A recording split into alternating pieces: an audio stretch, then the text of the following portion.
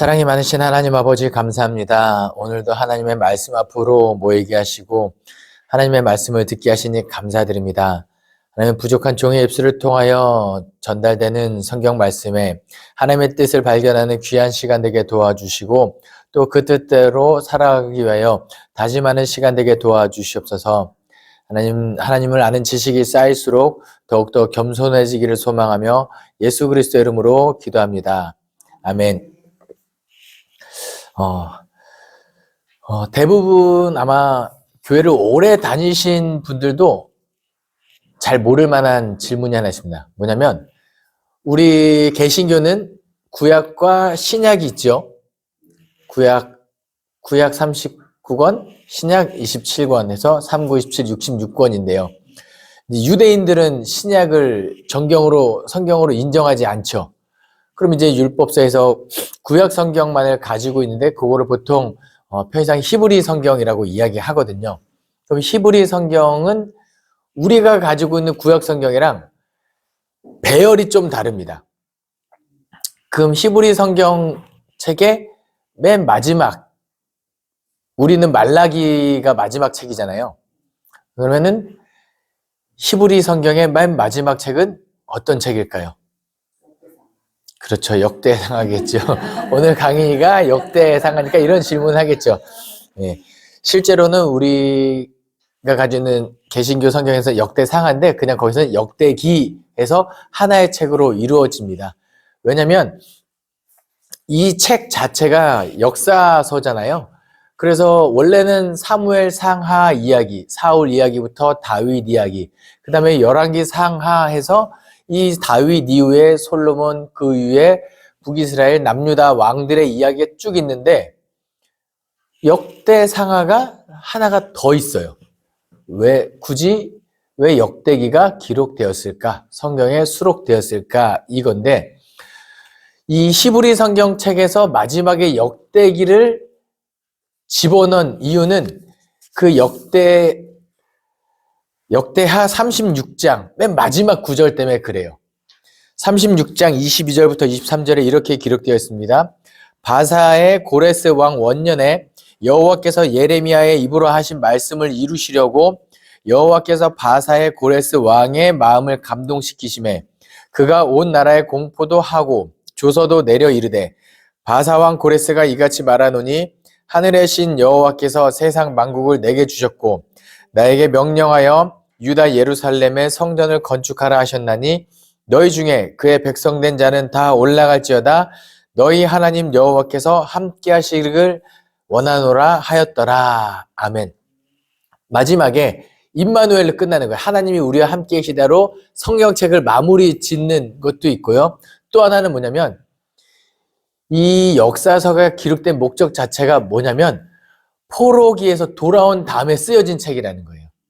고레스 왕 원년에 포로에서 돌아온 이스라엘 민족이 이제 에스라, 느헤미야 여기 보면은 1차 포로기한, 2차 포로기한, 3차 포로기한 하면서 성전을 짓고 성벽을 짓고 하는데 아직까지 왕조가 세워지진 않았잖아요. 그래서 다시 새로운 민족, 새로 선택된 백성 이렇게 해서 국가적 기틀을 마련하기 위하여 이렇게 쓰여진 도움이 되는 역사서가 역대상하라는 거죠. 그래서 기록된 시기가 언제냐?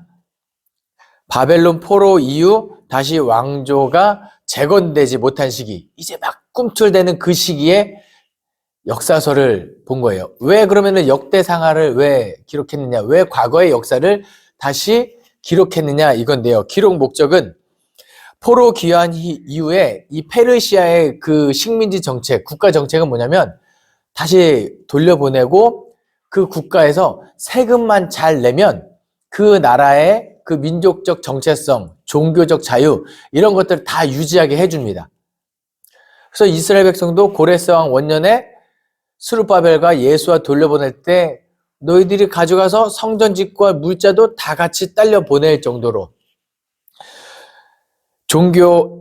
이스라엘의 종교와 제의의 자유를 허락에 따라서 첫 번째는 이 민족이 돌아와서 우리나라가 과거에 왜 멸망당했을까? 다시 새롭게 세워지는 이 나라는 멸망당하면 안 되잖아요. 다시 건강한 나라를 세워야 하기 때문에 과거 왕조가 멸망한 원인을 파악하고 타산지석으로 삼기 위하여 역대상하를 기록했습니다. 과거 역사 중에서 우리 앞으로 이렇게 살면 안 되겠다. 이스라엘 민족 그 조상들이 범죄로 말미암아 나라가 멸망했기 때문에 다시는 그렇게 하지 말자. 그러면서 과거에 무슨 잘못을 저질렀는가 주된 것은 하나님께 온전히 예배하지 않았다라는 거예요. 그리고 우상 숭배했다. 아마 열왕기상하 역사서 쭉 보면은 좋은 왕, 나쁜 왕을 구분할 때 산당은 패하지 아니하였더라. 뭐 이런 구절이 아마 익숙하게 들어오면은 공부 좀 하시는 분들이실 거죠. 예. 그래서 우상 숭배하고 하나님께 온전히 예배하지 않은 민족이니까 반대로 말하면 뭐죠? 이제 새롭게 세워지는 민족에서는 우상 숭배하지 말고 온전히 하나님께 예배하자 이렇게 되겠죠. 두 번째, 과거 왕조가 멸망한 원인은 또 하나 뭐냐면 하나님을 찾지 않고 다른 것을 의지하였다. 특히 아수르를 의지한 것, 애굽을 의지한 것, 바벨론을 의지한 것, 뭐 이런 것들 때문에 나라가 멸망했는데 결국은 이스라엘 민족은 누구를 의지해야 살아남는 민족이죠? 하나님을 의지해야 하는 민족이죠. 애굽 편이냐, 바벨론 편이냐 이게 중요하지 않아요. 내가 과연 어느 편에 서 있는가. 그래서 이따가도 살펴보겠지만 이 역대기에 기록된 많은 왕들 중에 국가적인 위기가 찾아왔을 때 하나님께 찬양하고 하나님께 기도로 국가적인 위기를 극복하는 내용들이 기록되어 있습니다. 두 번째 기록 목적은 앞으로 새롭게 세워진 왕조가 나아가야 할 방향을 그 방향성의 모범을 찾기 위해서입니다. 잘못된 것을 타산지석으로 삼고 우리가 멸망당하지 말자. 그럼 또 하나 또 비슷한 방향성으로 뭐예요? 어떻게 하면 우리가 과거의 영광을 찾을 수 있을까 이거죠. 네. 그러면은 과거에 우리나라에서 잘 나갔던 때가 언제지 하면은 쭉쭉쭉 그 모범 사례를 찾아서 그대로 하면 되는 거잖아요. 그 모범의 기준이 되는 사람이 누구냐? 바로 다윗입니다. 킹 오브 킹이죠. 왕 중의 왕, 다윗왕.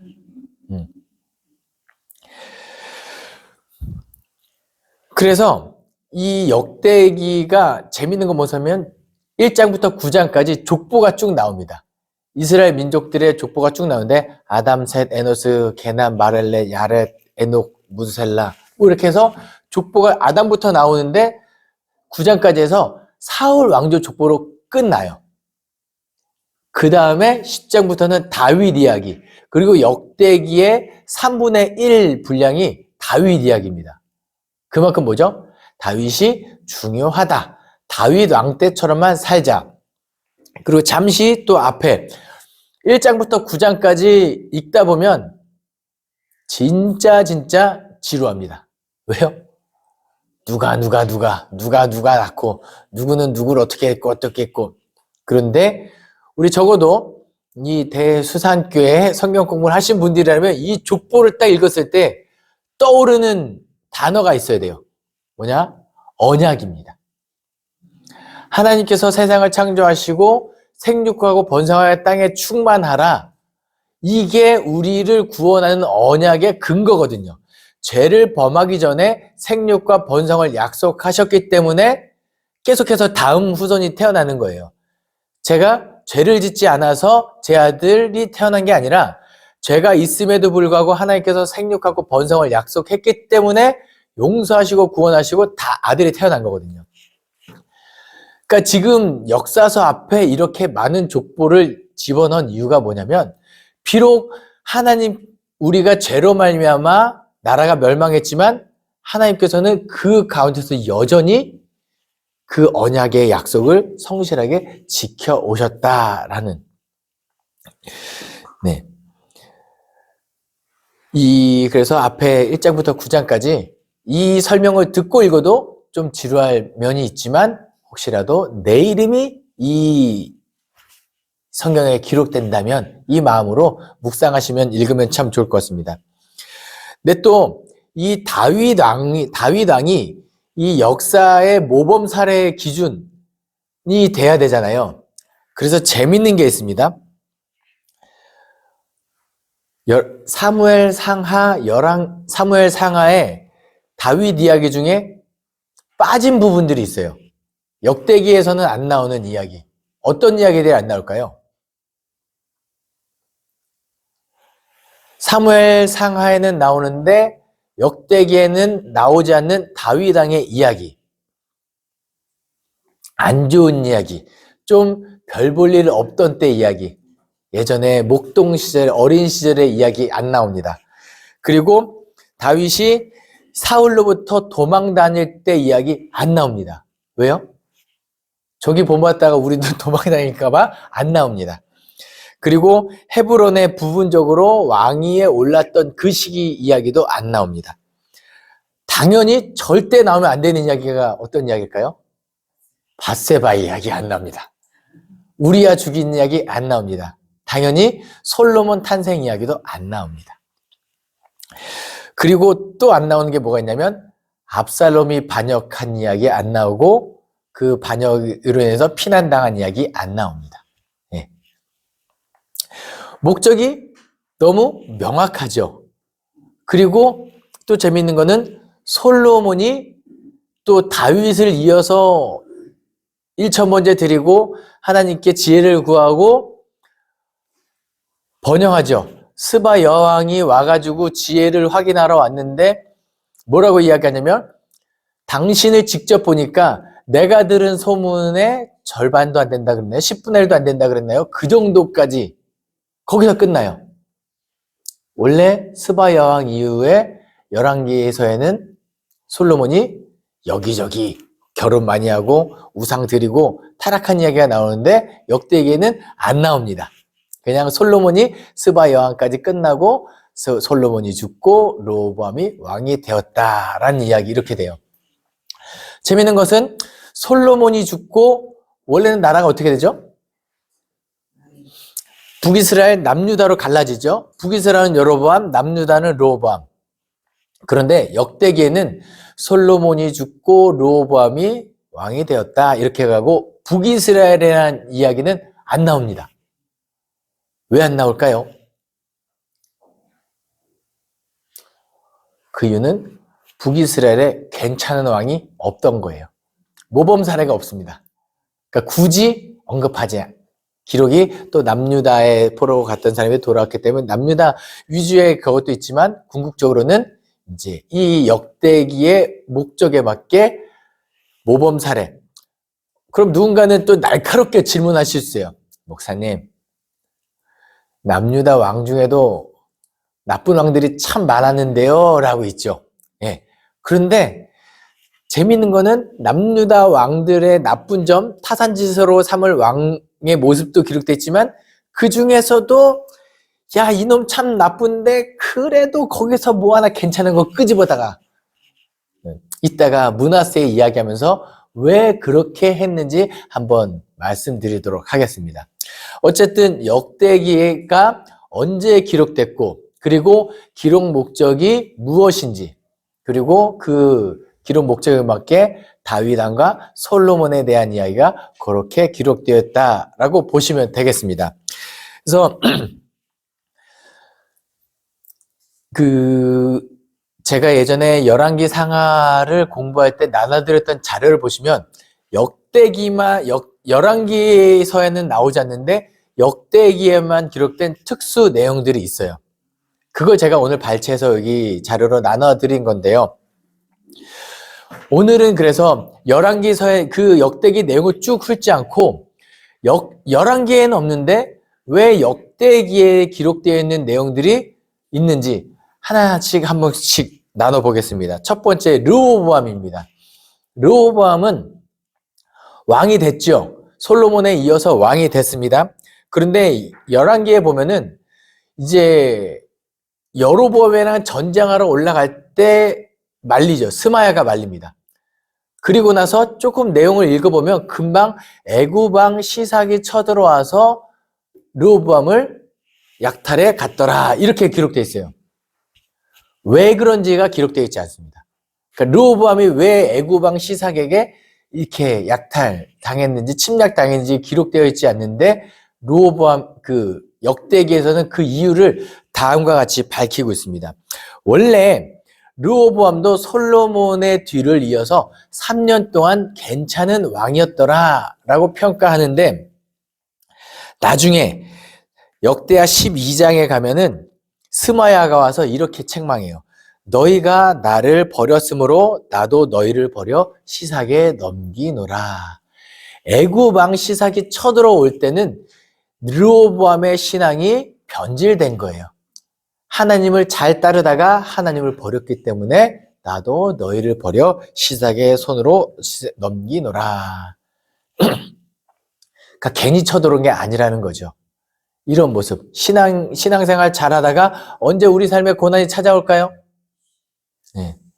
저는 뭔가 제 주변에 인간관계라든지 어떤 문제가 생겼을 때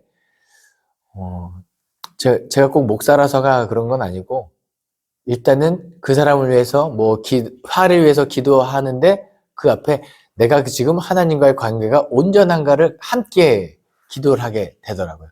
그럼 아니나 다를까 하나님과의 관계가 어그러져 있을 때 같이 인간관계도 어그러진 경우가 참 많다라는 생각이 듭니다. 어쨌든 르호보암 때 이런 이야기, 이런 내용 열왕기에는 기록되어 있지 않지만 왜 시삭에게 약탈당했는지가 역대기에는 기록되어 있습니다. 이유가. 그 다음에 아비야 때 역대하 13장 여로보암과 전쟁을 하죠. 그 남유다 왕 아비야가 북이스라엘의 여로보암과 죽는 그날까지 계속해서 전쟁을 해요. 근데 여로보암 쪽이 좀 더 힘이 강력하죠. 실제로 르호보암이 여로보암이랑 전쟁하러 올라갈 때 남유다는 20만, 북이스라엘은 80만인가? 군세가 그만큼 차이가 나요. 왜냐면 12지파 중에 10지파를 이제 북이스라엘이 가져갔거든요. 그런데 여로보암과 전쟁 때 아비야가 무엇을 했느냐면 여호와께 부르짖고 제사장들은 나팔을 붑니다. 하나님께 찬양하고 예배했다는 거. 뭐예요? 누구를 의지해요? 하나님을 의지하여 전쟁에서 승리했다. 역대기는 계속 이걸 말하고 싶은 거예요. 앞으로 이제 페르시아에서 돌아와가지고 국가가 세워지면 아직 그 약소국일 텐데 그때마다 우리는 어떻게 살아남을 것인가. 결국은 여기서 찾는 겁니다. 또 아사왕 때입니다. 아사왕 때 구스 사람 세라가 침공합니다. 구스 사람 세라. 구스 사람 세라가 쳐들어올 때 어떻게 이겨내야 될까요? 네.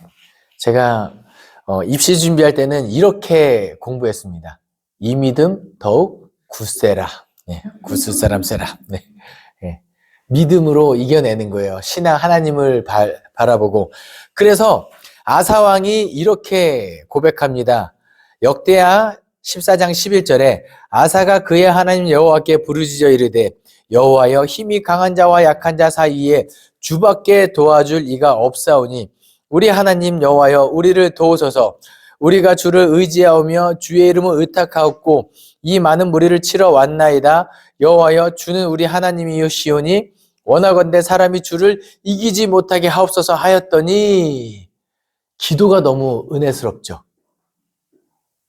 하나님, 우리가 이 사회에서 어떻게 할 줄도 모르고 오직 주만 의지합니다.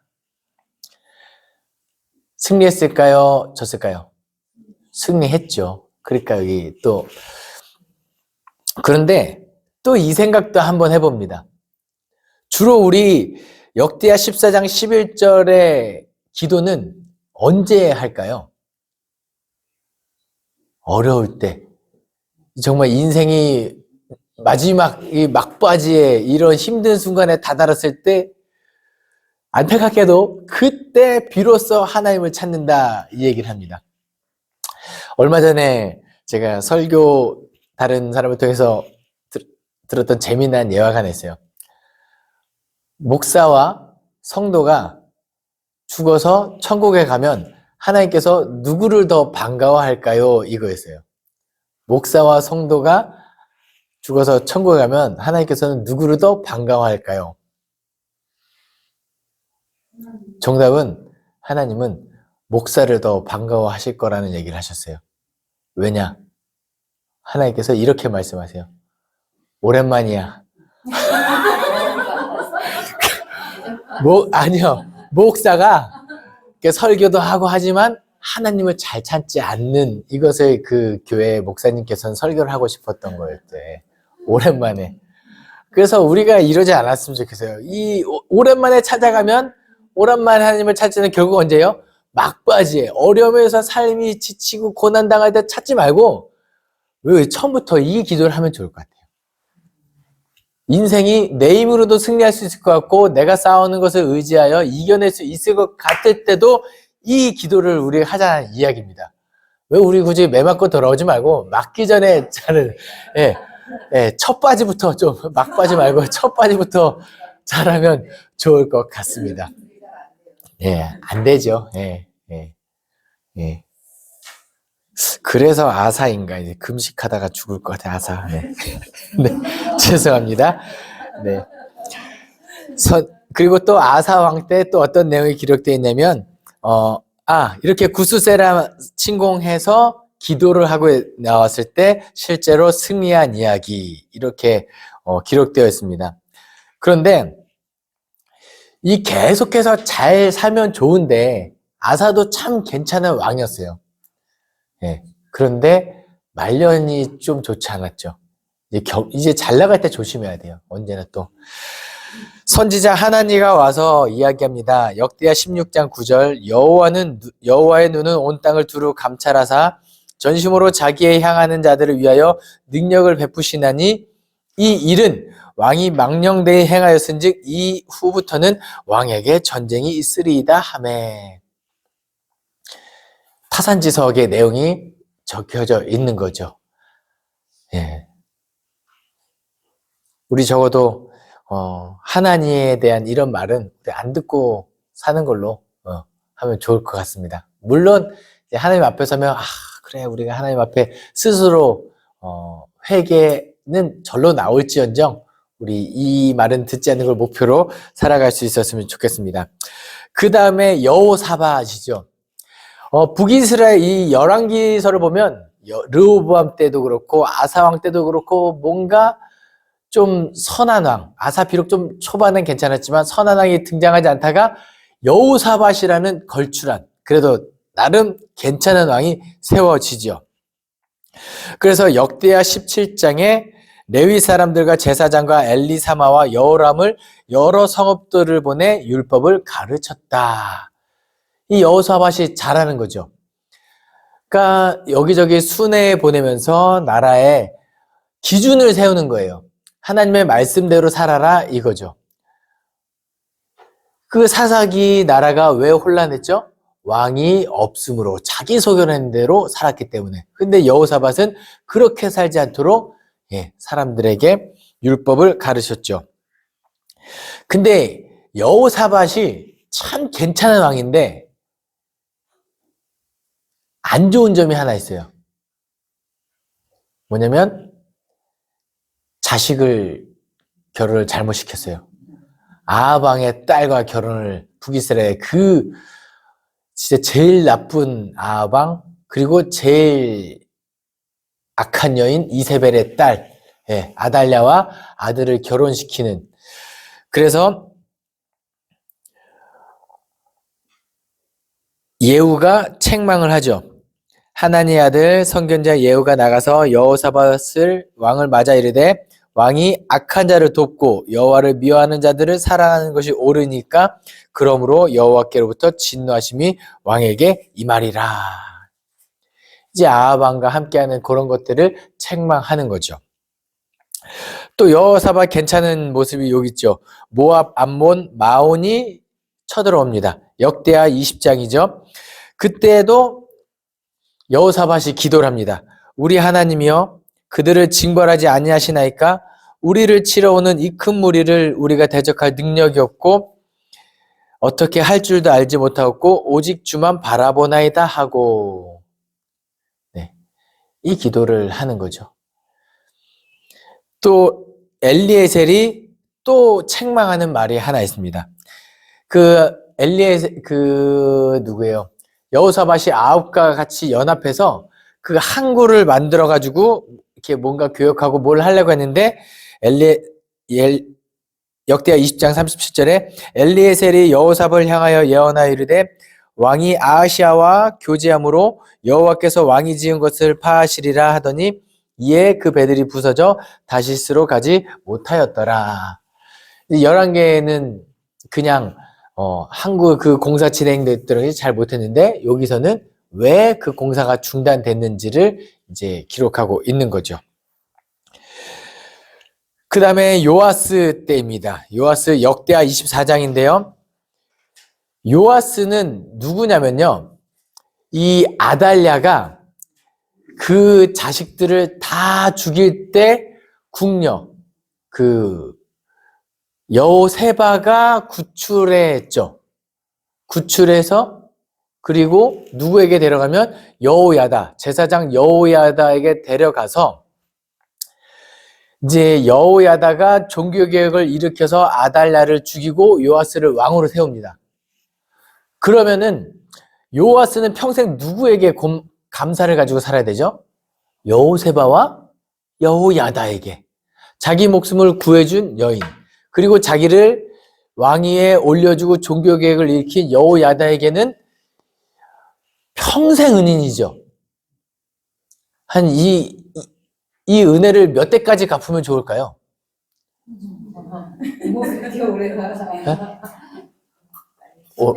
1000대? 그렇죠. 하나님이니까 1000대까지 가능하고 우리는 한 2대까지만 가도 많이 가죠. 3대까지 가면 진짜 훌륭한 사람이고요. 네. 2대까지는 그래도 최소 2대까지는 간다고 하겠습니다. 네. 그런데 이 요아스 왕이 여호야다가 죽은 뒤에 변질되는데 어디까지 변질되느냐? 선지자 스가랴가 와서 여호야다를 책망합니다.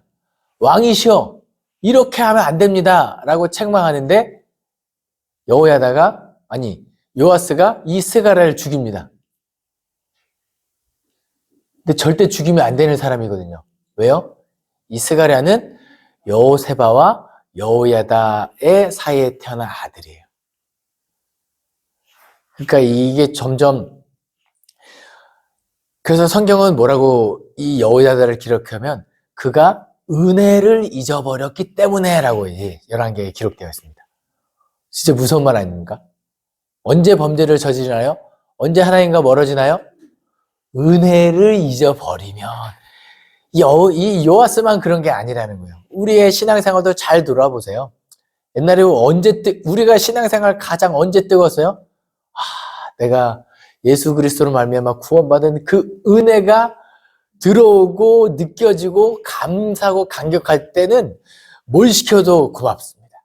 시켜줘서 고맙습니다. 누가 나한테 와서 욕해도 괜찮습니다.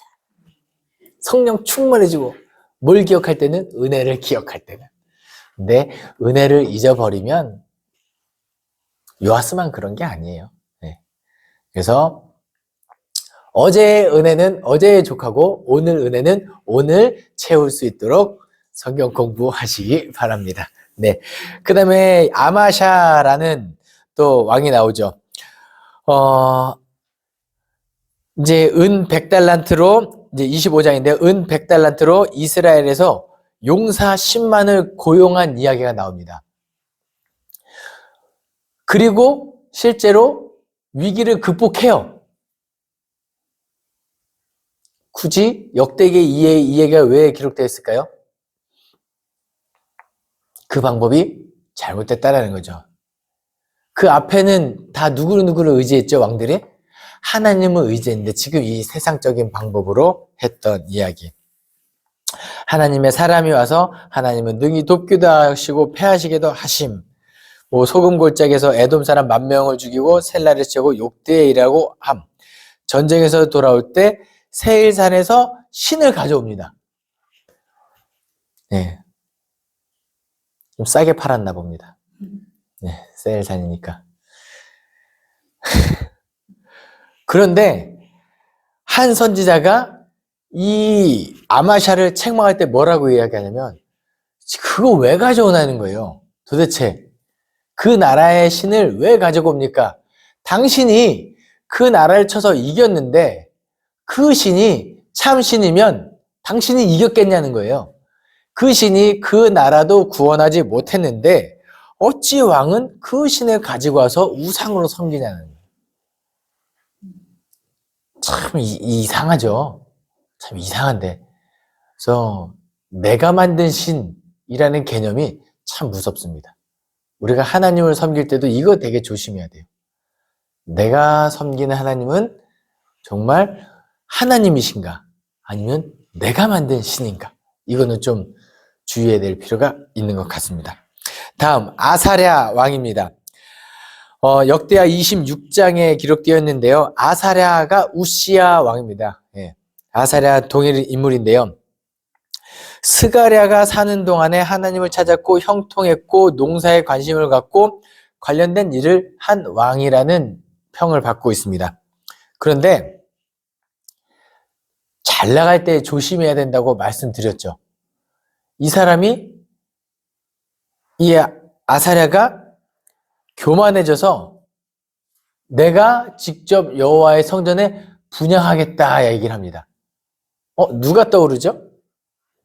예전에 제사장이 해야 될 일들을 내가 하겠다고 했던 사울 왕이 그쵸? 하면 안 되거든요. 네. 그랬는데 이 우시야가 얼마나 힘이 센지 이 이름도 우시야, 우시야, 우시야. 예, 그렇죠. 예. 제사장 80명이 못 들어가게 막을 정도로. 예. 예, 결국은 우시야가 나병에 걸려서 이제 죽기 전에 이 왕위에서 내려오게 됩니다. 그 다음에 아하스 왕. 야, 아하스 진짜 나쁜 왕의 대명사이죠. 아하스 때 이제 저기 북쪽에 북이스라엘 그리고 북동쪽에 아람 원래 삼국이 맨날 티격태격하고 싸움을 하거든요. 그런데 더 북쪽에 신흥 강대국 아수르가 생깁니다. 그러니까 북이스라엘과 아람이 남유다에게 동맹을 요청해요. 우리 삼국이 이제는 싸울 게 아니라 힘을 합쳐서 아수르를 대항합시다. 그런데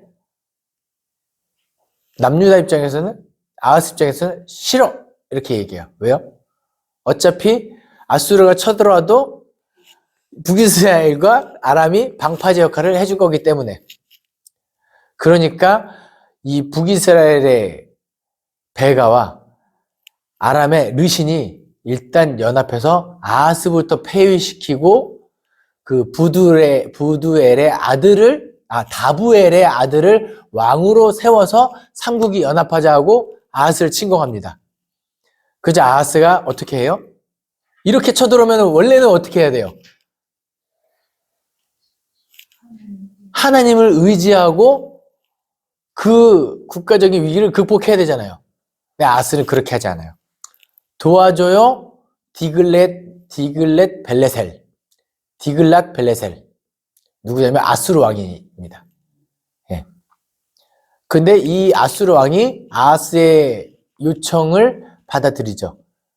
그래서 이 아람 다메섹 한번 휩쓸고 가고 사마리아를 휩쓸고 가서 아하스 왕 때 민족적 구원을 얻어요. 이게 나중에 이사야의 배경이 되기도 하죠. 메시아 예언의 구절이 되기도 하고요. 그런데 보세요. 아수르는 끝까지 의지할 만한 나라인가요? 아니라는 거예요. 역대기에 어떤 내용이 기록되어 있냐면 에돔과 블레셋이 아하스를 침공합니다. 그럼 누구한테 기도해야 돼요? 하나님한테 기도해야 되는데 오히려 또 아수르에게 도움을 요청해요. 그런데 이번에는 아수르가 도리어 아하스를 침공합니다. 예. 이 역대기에 기록된 목적은 결국은 세상 것 의지하는 거, 잠깐의 성공이, 눈에 보이는 성공이 있을 수 있겠지만 그거 아니라는 거예요. 궁극적으로 우리가 의지의 대상은 하나님이다. 이 얘기를 하고 있는 거죠. 아하스 다음은 누구예요? 히스기야 왕. 히스기야는 박수 한번 보내주세요. 아, 너무 이게 역사서 읽을 때, 열왕기상하 역대기 읽을 때 숨통 한번 이렇게 들려주는 그 왕 중에는 히스기야. 예. 여러 가지 성전을 정결하게 하고 제사도 드리고 레위 사람을 세우고 다윗과 같이 선견자 아삽의 시로 여호와를 찬미하게 하고 유월절을 지키고 이거예요. 무엇을 이야기하고 싶은 걸까요? 다윗 때처럼 예배가 온전히 세워져야 된다. 새롭게 건국된, 새롭게 포로에 돌아와서 세워지는 이 나라는 하나님께 예배해야 한다. 그러니까 이렇게 히스기야 왕이 다윗 때처럼 무엇을 지금 궁극적으로 회복하고 있는 거예요? 예배를 회복하고 있는 거예요. 그러니까 이렇게 대대적으로 이야기하고 있는 이유는 뭐냐?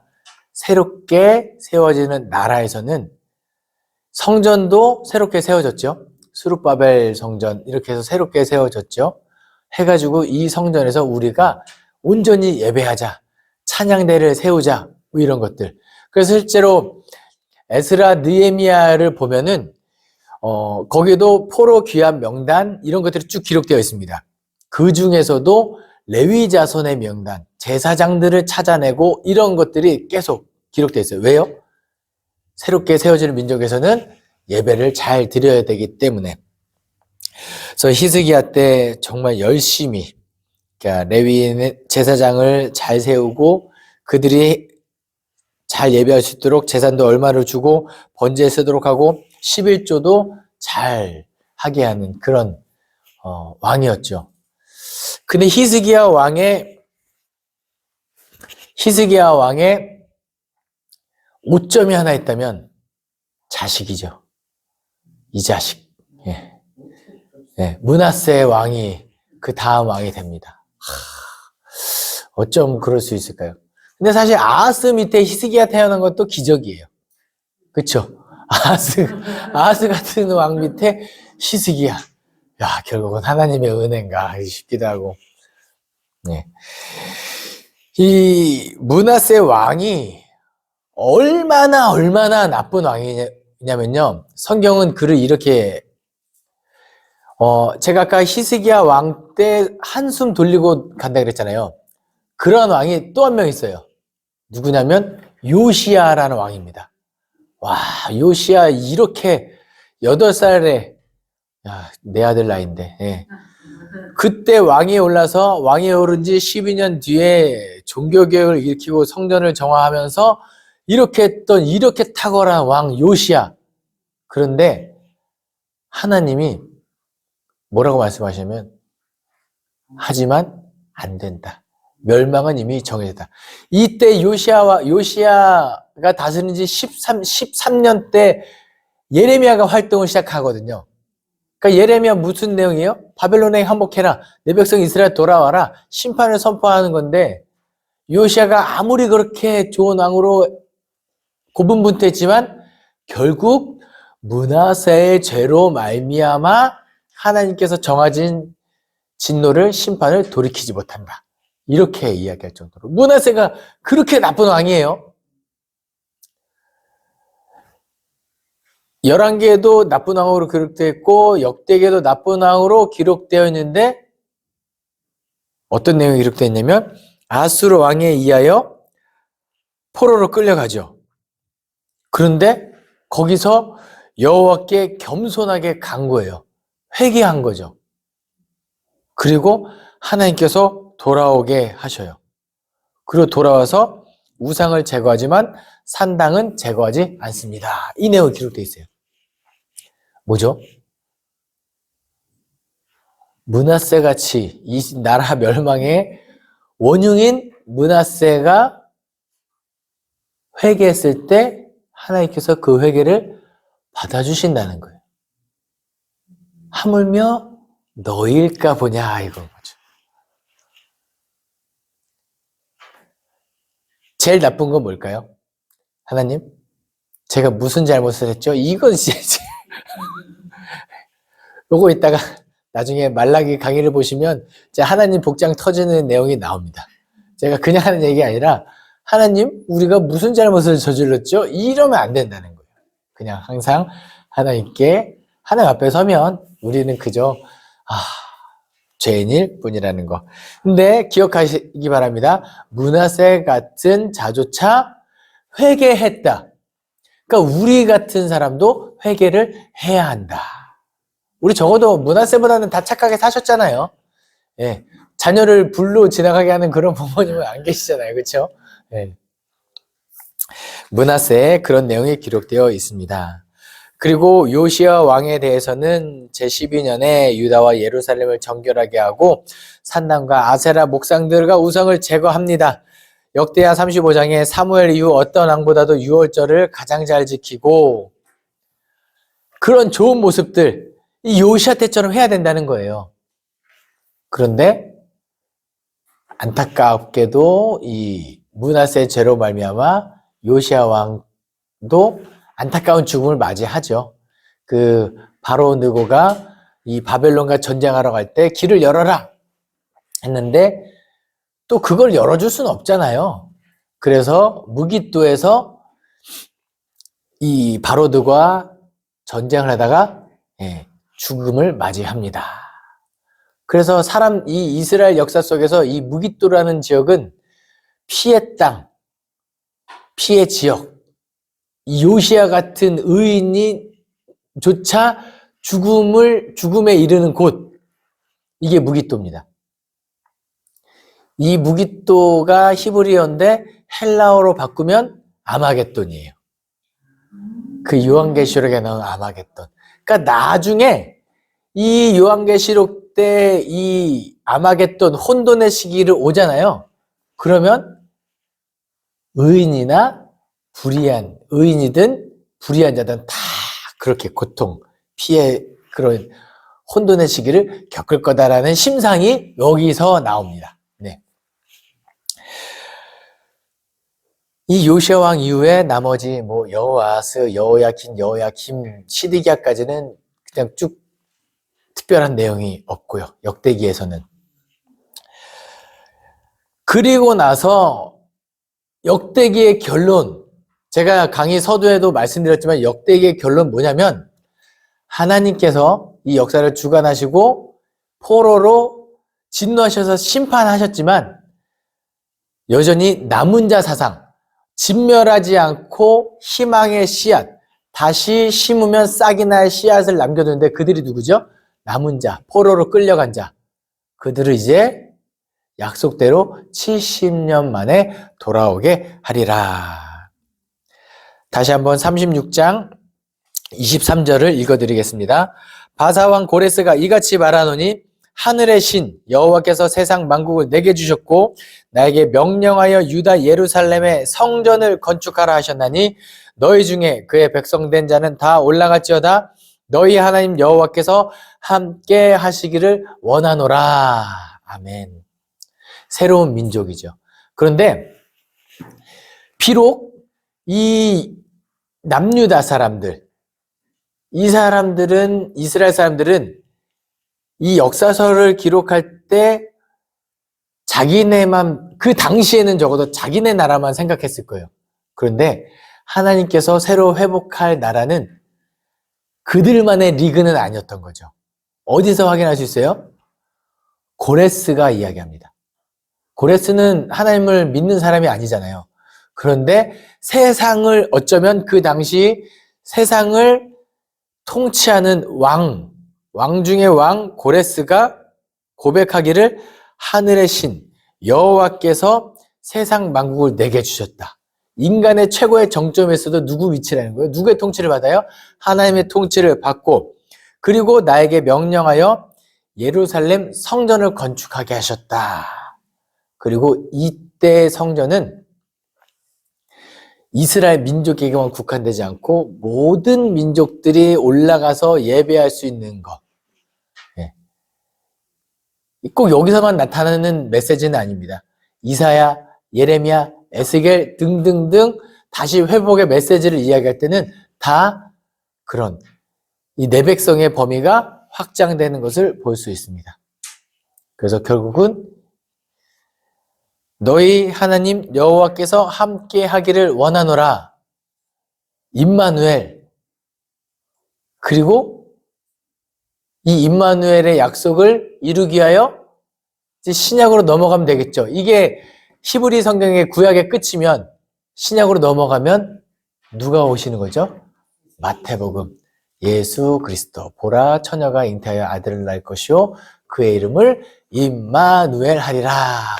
이렇게 신약으로 이어지면 됩니다. 내용상의 흐름은 그렇습니다.